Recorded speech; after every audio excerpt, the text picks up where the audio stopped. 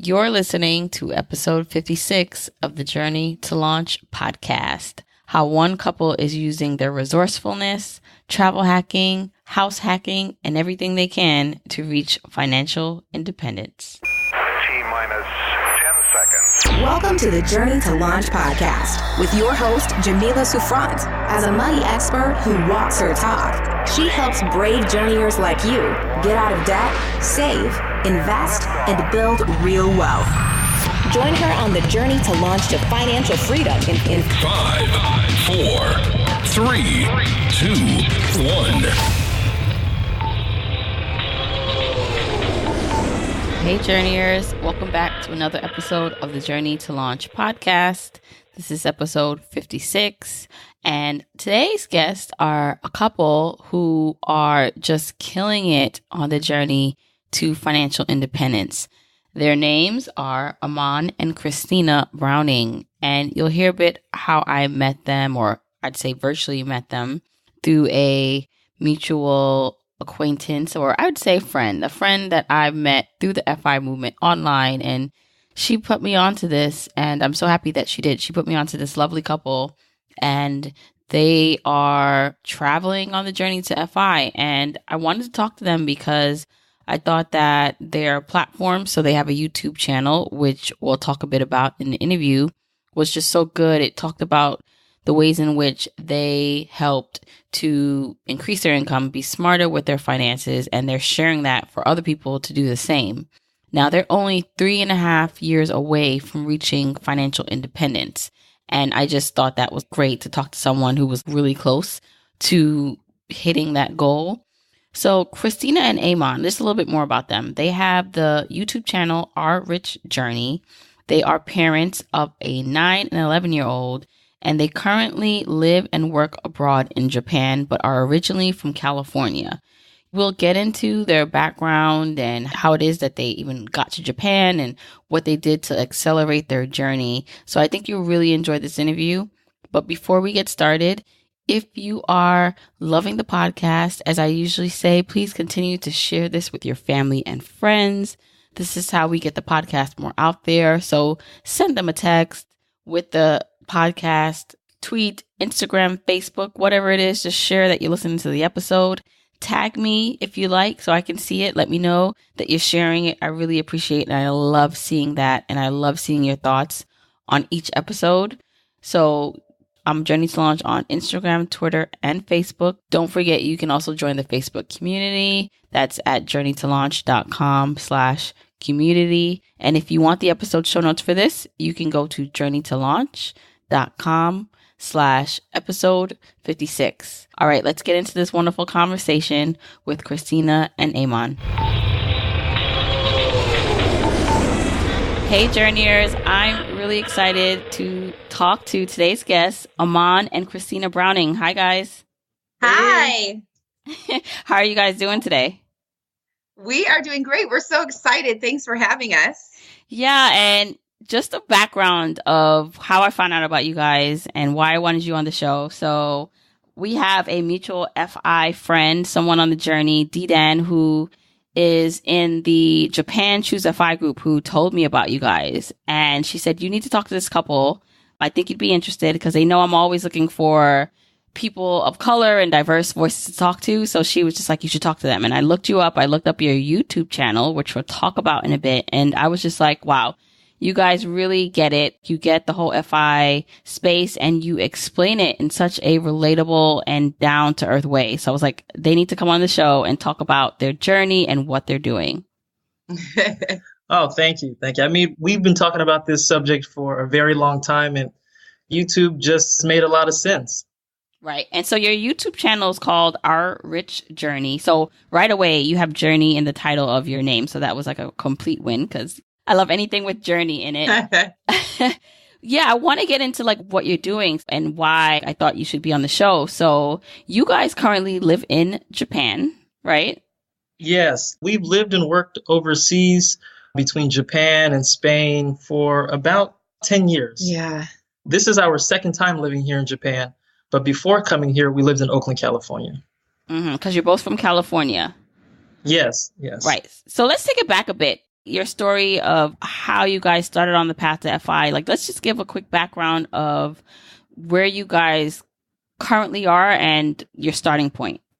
Yeah, that's an interesting question because it's hard to tell exactly when our starting point was, because I think we were for a very long time on the journey to FI, but we didn't actually know that we were on it. We didn't have this title that, hey, we're on FI, we're going to be able to retire early at this certain point. We always knew, or me specifically, that my path was more of like, oh, I'm going to save all this money. And Amon was the one who sort of turned us around to thinking, we're not just going to save, we should be investing. And so, I don't know, when do you think that happened? I think it was probably around 2003 or 2004 when we first bought our condo. And really, we weren't talking about investing in the stock market. It was more about investing in real estate. And so when we made that decision to start investing in real estate, we didn't have any money, but we knew that we wanted to develop passive income through real estate. We thought that made the most amount of sense for us. I would say it started then. And then from there, we just dug deeper and deeper into it. Right. It sort of just snowballed. Yeah. I mean, we just got more and more and more into it. And we just started to think of more ways that we can hack things, how we can save money, how we can invest it. We live here in Japan, we're rent free. So those types of things that we've been learning along the way. So I think it's sort of a journey. We sort of started off small and grew after that in terms of what we were learning. And now we're at a point where we are well into our way to financial independence and early retirement. And I think right now our plan is we're like 3.5 years away from early retirement right now. Yeah. Which is amazing. And we'll get into that in a bit. But let's go back a little bit to 2003, 2004, because I saw one of your videos where you talked about buying your home. And at that point, you weren't intentional about FI. So we'll get into when you've discovered there was a name for what you were kind of doing and being intentional about it. But one thing that stood out about your video to me was, so you bought this house in California and you were able to do all the renovations yourself, right? Yes. Yes. But okay, we'll back up because we didn't do the house renovation first. Our first property was actually a 3-bedroom condo that we bought in San Diego, and we purchased it with a lease option. So we didn't have a lot of money, and we were looking at different ways of buying real estate with no money down. And at the time, we were able to approach a real estate investor and purchase a lease option, which is the option to buy a property after a certain amount of time. And so when we did that lease option, the market in San Diego started to go up pretty fast. And we actually never purchased that property, but we resold the lease option to another investor. And that was probably the seed that got us started, because we said, oh my God, this actually works. I mean, this was stuff that we had read about in real estate investment books, and we just tried it. It was very low risk. And we were so young at the time, too. Yeah. We were what? I think we were 22 21, 22 yeah. at the time, and we just decided to go to it. So that's sort of way back when. But if you're talking about our house, the thing that I really love about our house is that we got it. In our video, we showed some of the before pictures of the house. And one of the things, if you go house shopping, you can get so overwhelmed by how beautiful a house is because they stage it so perfectly, right? It just looks so beautiful. You could see yourself living in there. And I think one of the things with Amon, because of his background and his education, he has this way of seeing a property that it looks like it's in disarray, but he can see the future of the property and what can be done to it to make it look really beautiful. And I think that was the benefit when we looked at our house, when we purchased our house, we walked in it and I was like, oh my gosh, this is not what we've been looking at. We had been looking at perfectly staged, beautiful homes. And I was like, I want that. And then when we went into this house, it was not staged. It just looked like there were so many things that we would want to fix in the house. But the beautiful thing about the house is it had great structure. And so we bought the house, and Amon was able to do almost all of the work all by himself. Yeah, so it was like $100,000 worth of work, right? That I think I read. Exactly. Yeah. Well, can we take a step back? Because I'm so interested that you guys at 22, 23 were so savvy enough to do this, to sell this lease option. So you didn't really have any money at risk. And so did you use that money then to buy your first home that you're talking about now? The condo. Yes. Okay. So we sold the lease option and then we used that money for a down payment on another condo. So that was a condo that we bought in the traditional way. It was at the time a really good deal. I think because we were pretty savvy when it came to looking at properties and kind of timing when to buy a property, because there's a lot that goes into finding properties. And one of the things that we found is that we always look for properties in the winter over Christmas and Thanksgiving break. And so every house that we've ever purchased, we've always strategically approached the buy.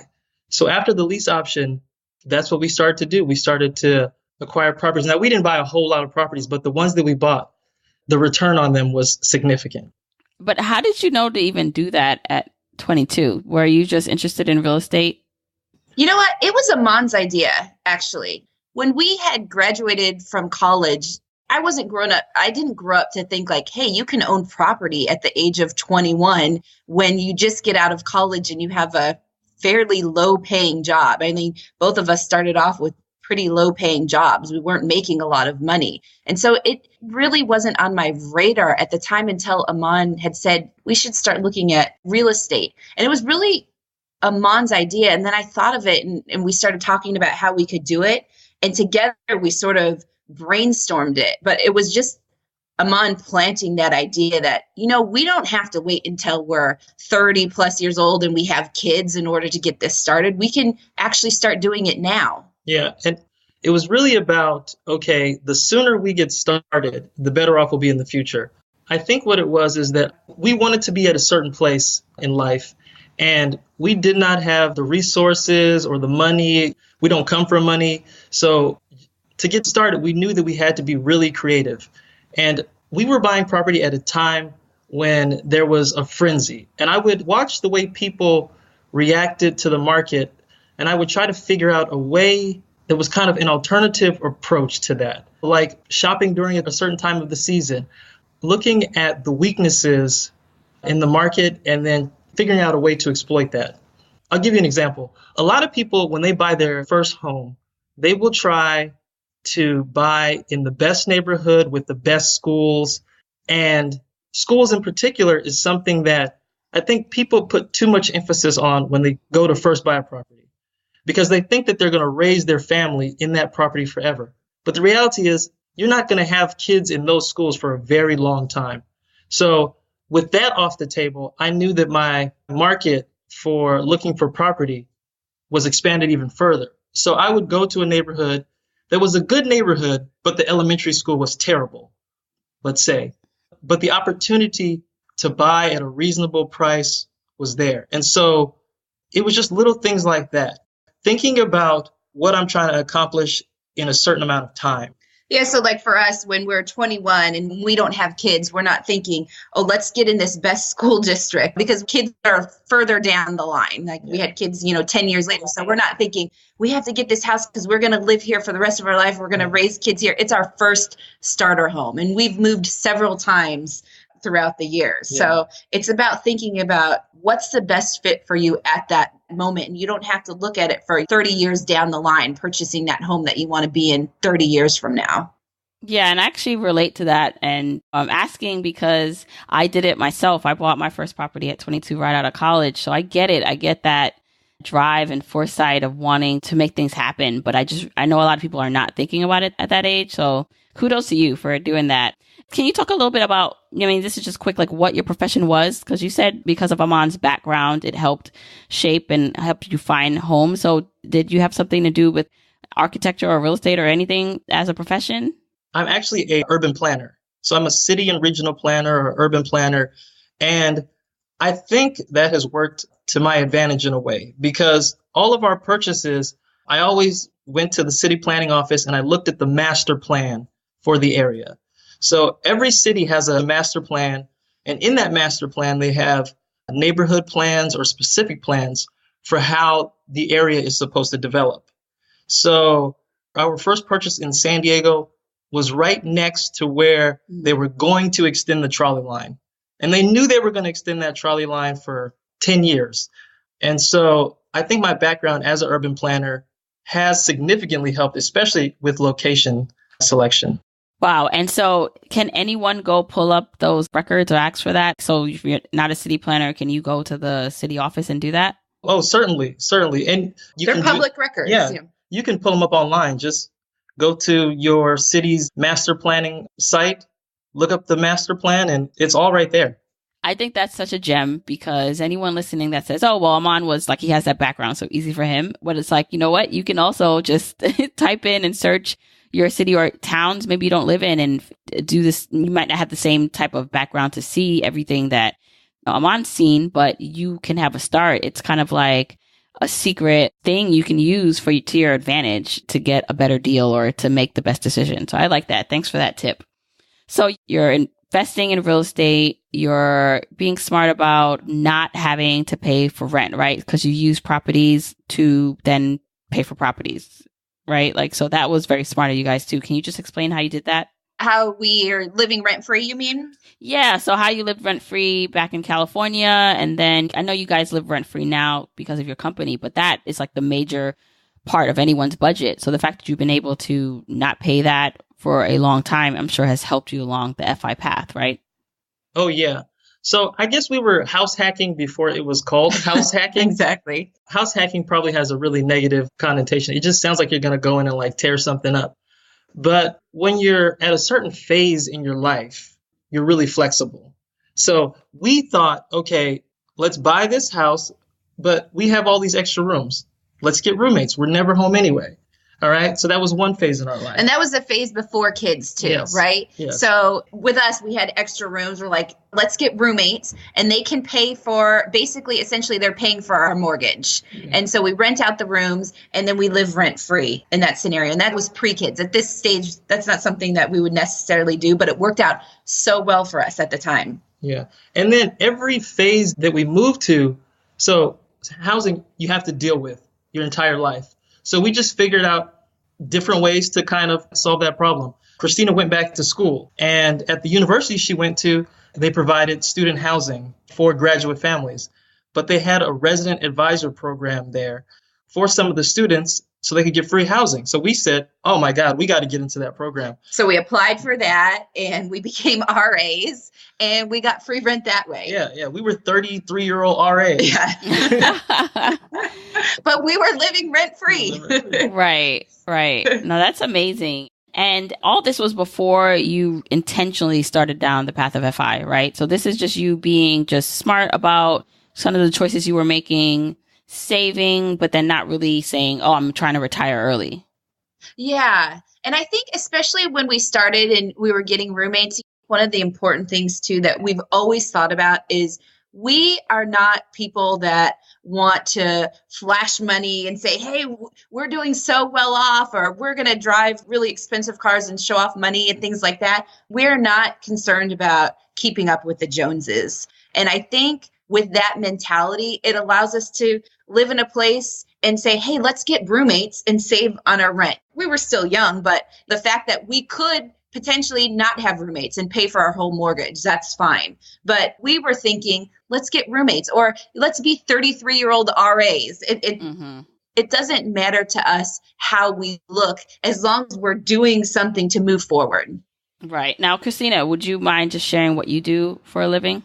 Yes. So I am an attorney. When I went back to school, and this is just recently too, so I went back to school and that's when we were working as RAs. So I went to UCLA and went to law school there. But that was just recently. So before that, I had a psychology degree.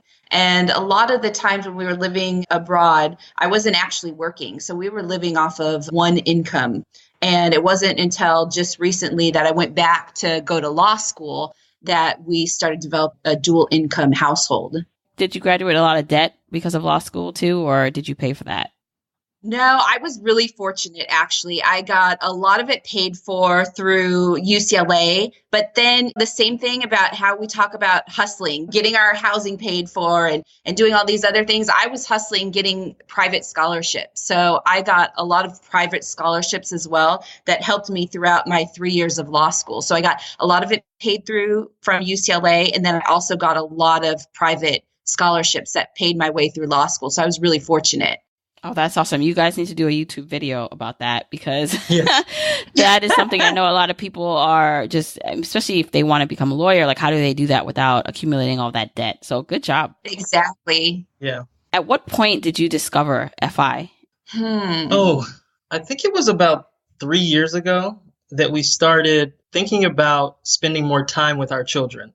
Right now, our girls are 9 and 11, and we thought it would be nice to be able to spend time with them in their teenage years. Then we started kind of digging into it, checking out different bloggers, and then from there, we figured out a plan to do it. Right. And it was really a matter of looking at the numbers too and Yeah. saying, like, let's look at the numbers. Let's see what we have to do. What more do we have to do in order to achieve this ability to retire early? The idea was like, oh, we'll definitely be able to retire early, but we didn't know when, right? And we didn't want it to be after the girls went away to college because we wanted to be able to actually spend a lot more time with our girls when they're still in the home with us. So we thought, is there a way that we can actually accelerate our plan and retire while the girls are still in the home with us? By the time you found FI, you guys were in a really good position in terms of probably your portfolio and what you had saved up and debt. So I'm sure you started at a good starting point. So when you say accelerate, what else did you start doing to even maximize and optimize your saving and investing habits? We took a look at our budget and we kind of figured out, okay, this is our current savings rate. And then we tried to slowly increase that rate. We would try to take down expenses, big ticket expenses. Like at one point we had car payments. We got away from car payments. We were paying so much in insurance. So that went down. And we're slowly also rising in our profession too. Yes. So we do move around a lot, but part of moving around too is moving for a promotion Yes. or to move up in our profession. So we're getting more money in our profession also. Moving over here, overseas to Japan was an increase. It was a promotion for us. And so we were able to make more money. And the thing with us too is that sometimes I think people, when they make more money, they think, oh, I have more money to spend. And that is absolutely not the mindset that we have. When we make more money, it's okay, now this additional money, we have more money to invest. We never say, oh, we can spend, we're making X number of dollars more a month, so we can spend that. We're actually saying, okay, where are we going to invest this money? Yeah. And so I think that's been a big step of, as we're accumulating more money, more wealth, we are investing it and accumulating even more. Right. So it's so good. It seems like you guys found your enough point where, what makes you happy. And then as you get the raises, as you increase the income, which is what I'm doing, is that I don't then upgrade my lifestyle. It's just I put more into the savings and investing account. Any raise that I get, I just invest it. So, but I do believe you have to get to your enough point and your comfortability point to be able to do that. But it's good that you guys are at that stage where you can be intentional about, okay, I know that any extra income, any more income I bring in is just going to go right towards my FI goal. There was also one other huge expense that we were able to save on, and that's travel. If you saw our YouTube video on travel hacking, you know that we are literally saving thousands of dollars a year just on travel because we don't pay for it anymore.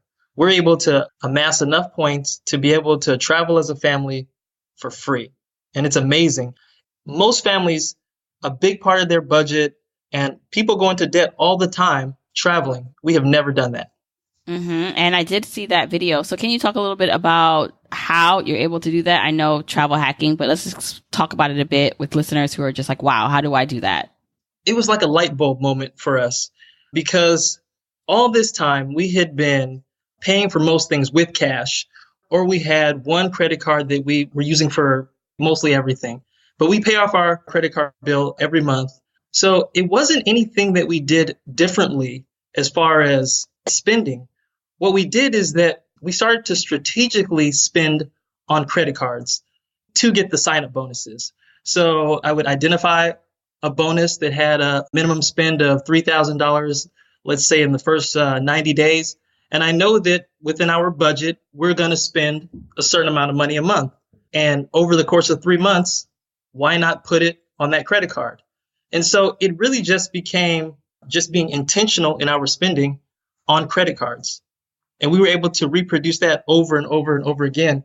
And if you see in our video, we went through 9 or 10 cards over the past 12 months. And we went to Spain, France, Italy, Hawaii, Thailand, and Bali. And this is with your daughters too, right? Yeah. Yeah, I mean, the world of travel hacking is amazing. And I just want to preface by saying that this is something where you should only do if you have control over your money and budget. So if you already have credit card debt, you're not able to pay it off every month, then this is something you would need to wait to do and to have more discipline to do. But if you're at the stage where you can strategically put things on cards and pay them off at the end of the month, this is an amazing way to cut that travel budget down. Absolutely. You guys are killing it in terms of not having to pay for travel, killing it with not having to pay for housing. So that is obviously helping where you are, your financial picture. Can you talk a little bit about what that looks like now? So you said you're only 3 years away from reaching FI. So I know you're not comfortable with sharing exact numbers, but can you talk a bit about what that is, what the FI point is for you? In terms of reaching FI, it's a weird scenario because we have 3 different scenarios of where we want to be, but we have a FI number for probably the highest case scenario. So we've talked about where we want to live when we retire, and our plan is to retire in 3.5 years. So we've talked about going back to the Bay Area. We've talked about moving to Hawaii because we've been to Hawaii several times and we love Hawaii. And we've also actually talked about moving to Europe. So these are 3 different places that we've considered living in the next 3.5 years. And so our FI numbers are based off of moving to those specific places. In terms of being 3.5 years from that goal, we talked about real estate, but we haven't really talked as much about our investments through the stock market also. So we have a diverse portfolio, and we have part of our investments in real estate that we've talked about. And then we have a lot of investments in stocks as well. And the whole idea with compound interest really works with us with the stock market because we've been investing in the stock market for quite some time. And we've ran our numbers, and if we continue to invest at the rate that we're investing now, in 3.5 years, especially with the stock market, we will have reached our goal at the 3.5 year mark so that we can live in any of those 3 areas that we want to live, either in the Bay Area or in Hawaii or even moving to Europe. I'm sure you guys are looking forward to that. So what's the reason behind you guys creating a YouTube channel? Was it really to chronicle that journey? What was the motivation behind it? A lot of the stuff on our channel right now is about the things that we've been thinking about, things that we've learned, like house hacking, side hustles, things like that, or travel hacking. And we haven't even touched upon as much as we can get into yet about our early retirement plan. I mean, all these things that we talk about are things that we do to reach early retirement. But as we get closer to maybe the 1 year mark, is when we'll go even deeper into our process of where we're going and how we plan for it, and more of our own personal process of early retirement. But right now, our channel is a lot of the things that we do in order to save more money so that we can invest more money so we can reach that goal.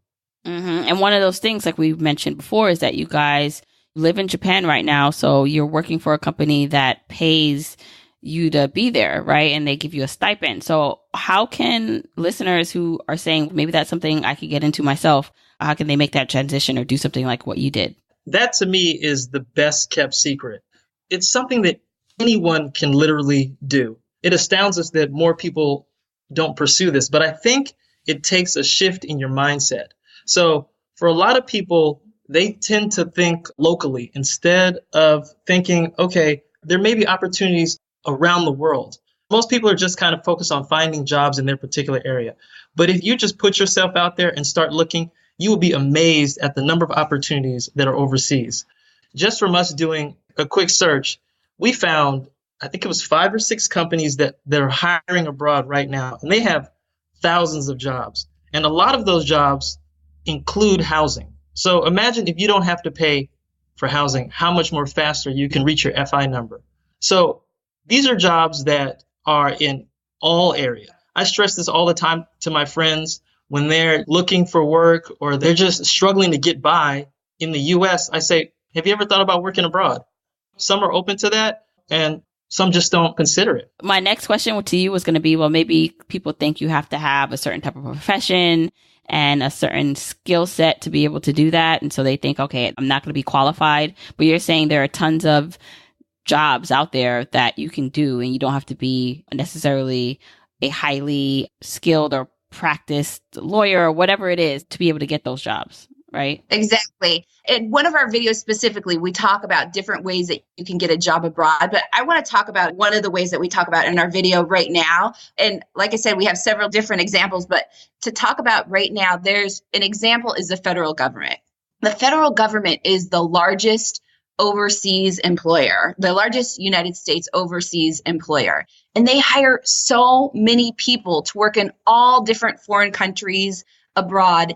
And the range of jobs that they offer are so diverse. It could be anywhere from an HRO person, a human resources person, to a facilities manager, to a director for different activities with kids. I mean, it's so broad that I think a lot of people don't even think about that. And when we made our video, we looked at USA jobs for the government abroad, and there were, I don't know, at the time, I think there were over 5,000 jobs that they were hiring for. I think it was 500. Oh, sorry. 500.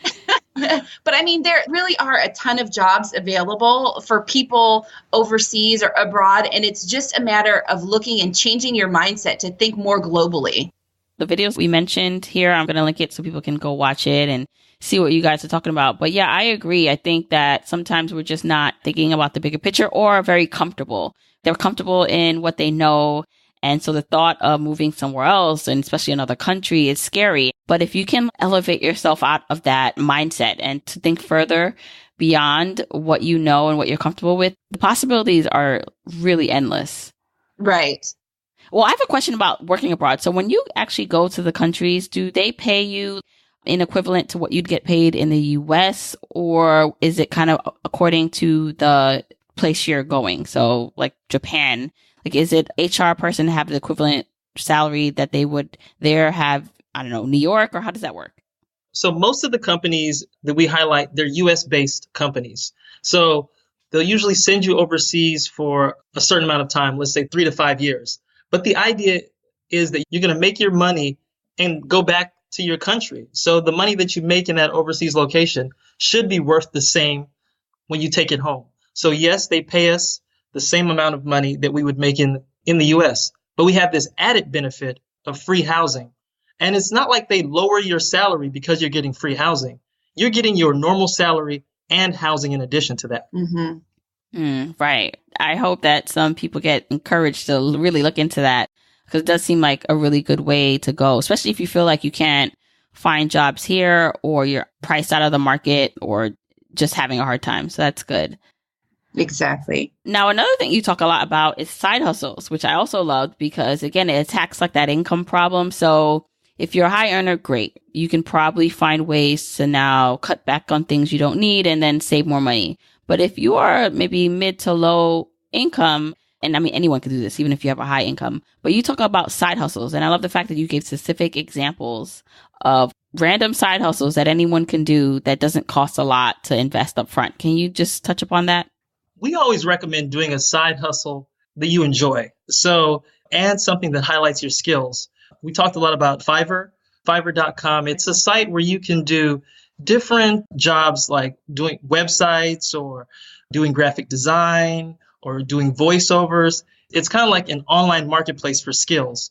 So Fiverr is a really good example where you can put your skill on there and people will pay you to do it. Side hustles for us, we've done a lot of side hustles, but they've always been related to something that we're interested in. Even in the video, you had one that was you can call elderly people and remind them to take their prescription. Like there's actually Yes. a company that allows you to do that. And I was like, wow, I didn't even know that.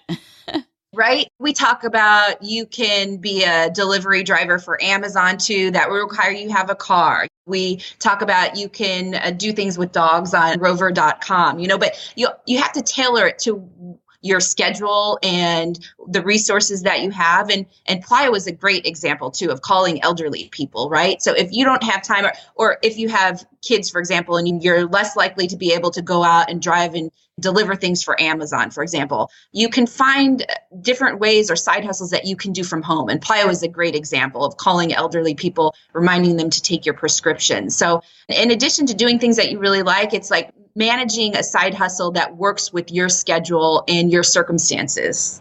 Yeah, and those are great tips. And I'm thinking now about your story and how much you guys have accomplished and how you started at 22. And when I look back at my story, I can kind of pinpoint why I was so driven to want to succeed and become wealthy from, watching my mom as a single mom work hard. I just wanted to do better and be better. So can you pinpoint what it is exactly about you guys that made you so driven and scrappy and resourceful at such a young age and to continue it throughout? I have always just been a really resourceful kid. So I was raised in West Africa. I was born in the US, but I was raised in West Africa. And coming back from Africa to the United States, I just witnessed a lot of people just taking things for granted. And coming here, I never took anything for granted. So when I lived in Africa, I witnessed people work extremely hard. And then you come to the US and you don't necessarily see people working as hard. For me, it's always just been a normal thing for me to just kind of push myself. Your story sounds similar to mine too, Jamila, is that I was raised in a single family household also, and my mom was raising me and my two brothers. And so I really understood the importance of money at a young age and how it can set you up to be able to do the things that you want to do. I just realized how money impacted my family coming from a single family household and wanting to be able to be successful with money so that, like we said, we talk about our girls so that we can spend more time with our girls and so that money isn't a hindrance in our life. It's something that can help us achieve the things that we want to do. That sounds amazing. And now you guys are raising two girls of your own. So how are you now instilling this financial savvy resourcefulness in them? I love that you asked that question. What I talked about growing up in a single family household, I didn't really talk a lot about money, although I understood the value of money when I was a kid. And so right now we are constantly talking to our kids about money, how to save money. They have custodial accounts that we're investing money for them. And we actually started a summer project for them. It's summertime for them now. And on our channel, they're doing money minute topics where they basically research a topic. Well, we help them research it as well, but they look into a topic and they create a 1-minute video about it. And it has to be a money topic. So they've done things like, what is a CD? What's a mutual fund? What is investing? Things like that. So that they, at this young age, like I said, they're 9 and 11, they are already understanding the concept of investing in the stock market. They look at their accounts each month and they get to see how it's growing. But we are getting them involved at this stage already. And this is something that we never got as kids at our age. And you really don't even get it throughout high school or college. It's very difficult to get. So we understand the importance of teaching our kids at a young age about money and how to invest money. That's so great. I'm sure with parents like you guys, they'll be okay. So that's amazing. So where can everyone find you? Because now I'm sure everyone's going to be like, all right, we need to watch all these videos that they keep referencing. So where can they find more about you? If you go to YouTube, you can search Our Rich Journey. And we post 2 videos each week. We just started recently. So we post 2 videos each week and we talk about ways to save money, make money, and invest money. And so if you look for us up on YouTube, Our Rich Journey, you can find us there. Great. And I'll link your YouTube channel and all that in the episode show notes.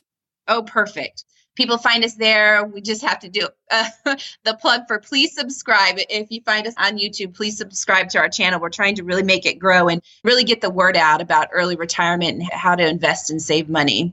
All right, guys, you guys were great. Thank you so much for coming on, sharing your journey. And I can't wait to see where you guys are going to be in the next 3.5 years. Thank you so much. Thank you, Jamila. I really hope you enjoyed that conversation with Christina and Amon. And like I said, you guys should really check out their YouTube channel, Our Rich Journey. I'll link it in the show notes also. So go to journeytolaunch.com/episode 56. And I really enjoyed hearing their story. Now, they've done very well for themselves. There's no denying that, right? You can tell that they're high income earners. They have great professions, but they worked hard. They've been scrappy. They've been resourceful every step of the way. As you can see that in their early 20s, they were already thinking about wealth and how to build assets. And I just find that fascinating because despite even as they journeyed along and they made more money, they were still very smart about what they spent money on and how they just moved in the world in relation to their finances. While their story itself may seem like, wow, they have it made, they have it all. I mean, you can tell they worked hard to get to where they are and they were very smart with their finances. So I want to just challenge you to think of the things that they did to get themselves further along. What can you implement in your life? So they talked about side hustles. They talked about living for free. They talked about real estate. What are the things that you can do in your life, whether that's just researching a little bit more on these topics, Googling, finding more about jobs overseas, or just learning more about real estate and what they did and that tidbit they gave about looking at the overall plans for a city and getting ahead of the market and finding out maybe where's the best place that they can purchase. Can you do that? Can you look into another city that you're interested in? Again, the possibilities are endless. So thanks again, Christina and Amon, for coming on the show and sharing all that information. Let me know what you thought of the episode by tweeting me, Facebooking me, is Facebooking a word? Or Instagramming me, whatever. Send me a message, post it on your feed. Let me know what you thought. Also, don't forget to share this out with your family and friends. And don't forget to rate, review, and subscribe. So if you listen to this in Apple Podcasts, that purple app on your phone, please rate, review, and subscribe. Leave that review. I read each and every one of them. And so just thank you. Thank you again for listening. And I'll speak to you next week, Journeyers.